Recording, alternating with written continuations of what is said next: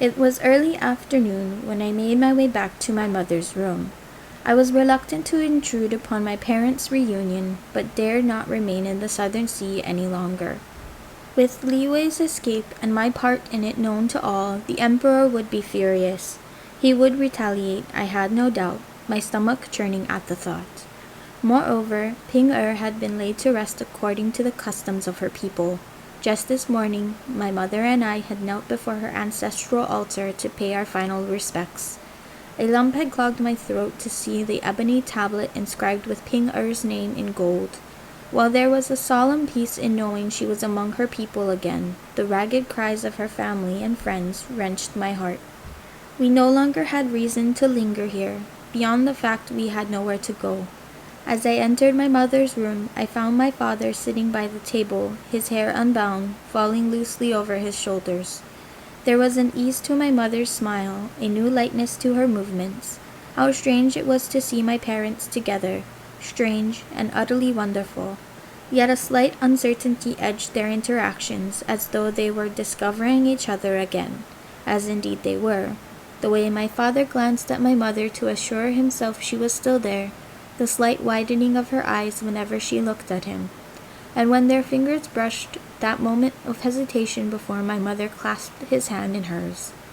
"Daughter, I am grateful," my father inclined his head to me, "for your trust, for restoring my life. I had thought it impossible." "She is your daughter, Yi," my mother said with pride. "She does not walk the path before her, she forges her own."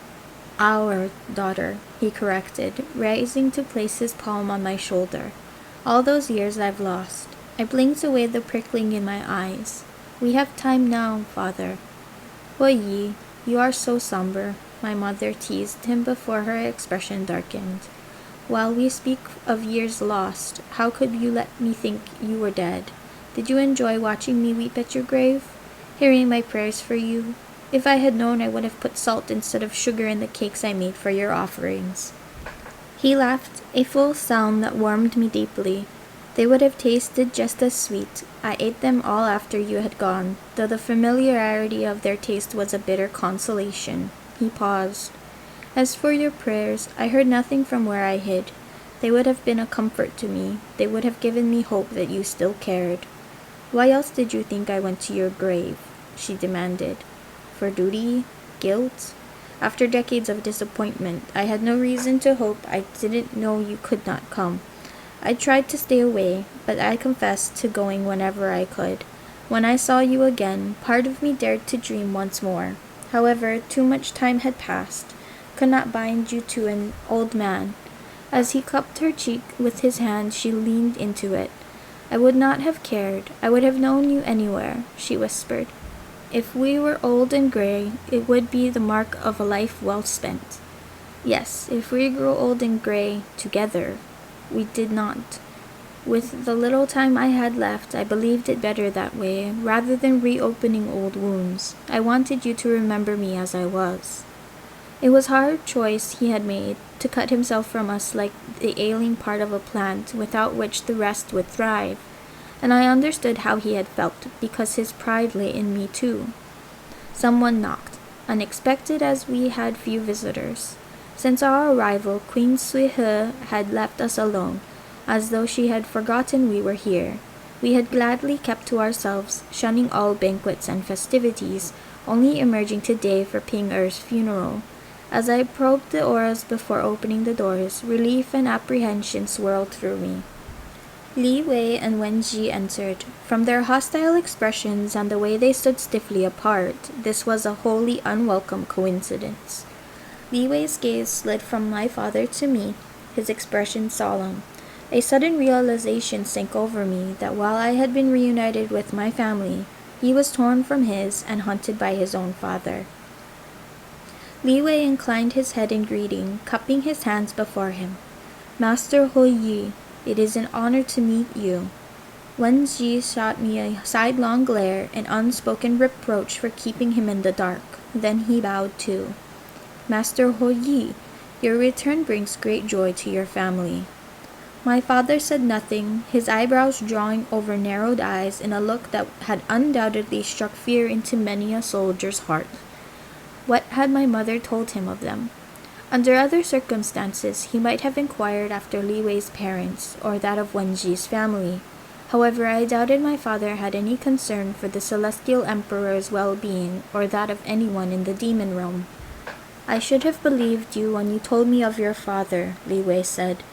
He did not come toward me, and while this new reserve in his manner hurt, it was what I had sought. You did not? Wenji's tone was scathing. It seemed improbable, even to me, I said at once. Li Wei ignored him, speaking to me alone. I am happy for you. I will always be happy for you. Was there an additional meaning within his words, such lies I had told him of Wenji, which he had so readily believed? Perhaps he had harbored suspicions from the start. I glanced at Wenji, finding his eyes upon me, questioning and bright. Did he wonder at the distance between Li Wei and me? If so, it would forever be a mystery, for I would never tell him the truth. Why are you here? I asked Wenji. He shook his head as though disappointed by my question. Such paltry thanks from you, after I led the Celestial Guards away from the Eastern Gate last night. I stared at him. You did that? You promised me you would not interfere. He shrugged. I promised not to follow you. I did not. Did you run into any trouble? I asked. Are you concerned for me, Xingyin? He tilted his head toward me. I scowled. Not in the least. Such a trivial task should be unworthy of your talent. I am glad you think so highly of them. As I choked back a rude retort, he smiled. It was not quite as easy as you would think. These soldiers were far more dedicated to their posts, nor could I enter the Jade Palace in case it roused an alarm. I had to resort to more creative means to draw them away, leading them on a merry chase halfway across the Celestial Kingdom. I stifled a flicker of concern for his safety. Thank you, I told him somewhat stiffly. I would do that and more for you. Just as you took her captive? Li Wei taunted. My father's head jerked up as he rose to his feet, but then Mother tugged his sleeve until he sat back down, though his expression remained thunderous. Wenji's eyes glittered dangerously as he turned to me, ignoring Li Wei. I am beginning to wish you had not succeeded quite so thoroughly last night. I am delighted to have disappointed you. Li Wei's lips parted in almost a feral smile, one I had never seen before. If I had known, I would have returned sooner. Without Xingyin, I doubt you could have. Enough, I glared at them. My father has returned. Do not ruin this occasion. A brief silence before Wenji bent his head. If anyone could bring a mortal back from the dead, it would be you.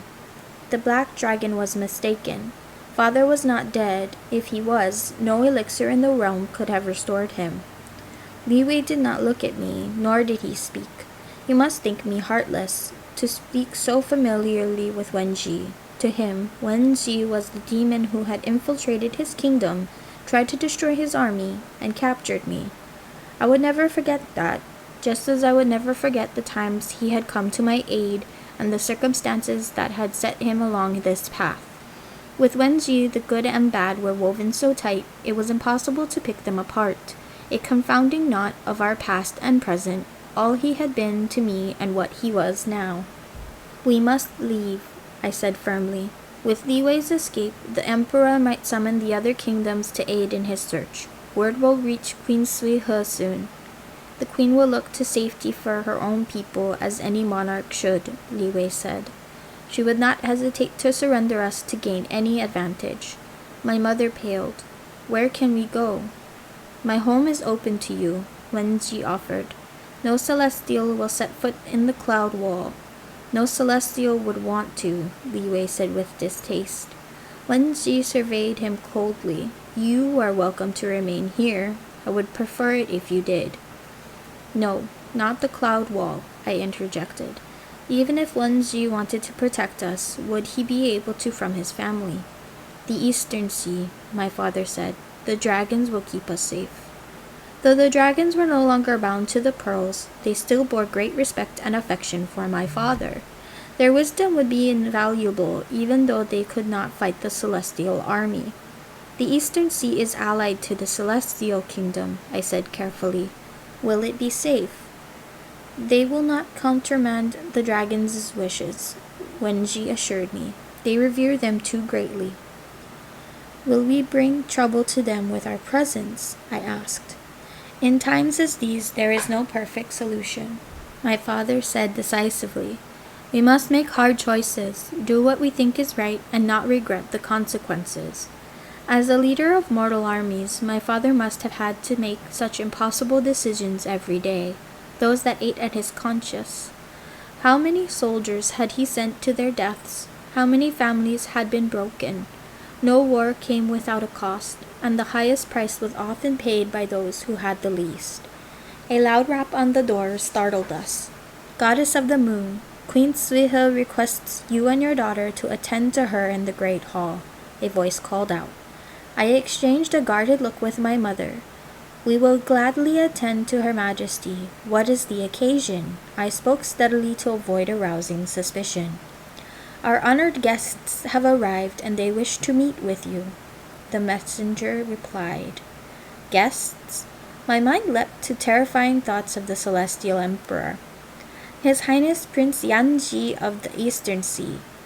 My tensions eased as I sagged against the table. Had he accompanied his father for the meeting of the monarchs the four seas? Prince Yanji was a friend, while his brother Prince Yanming had been in my care during our campaign in the Eastern Sea. Despite the danger in my near death, I had cherished those weeks, for the first time experiencing what might be like with a younger sibling. We will come shortly. We must change our garments first, my mother replied, buying us a fragment of time. Send word to Shuzhou, I told Li Wei and Wenji after the messenger had gone. Don't let anyone see you, and wait for us outside the palace. I hesitated, thinking this was an undeniably bad idea to leave them together, but my father would prevent any foolishness.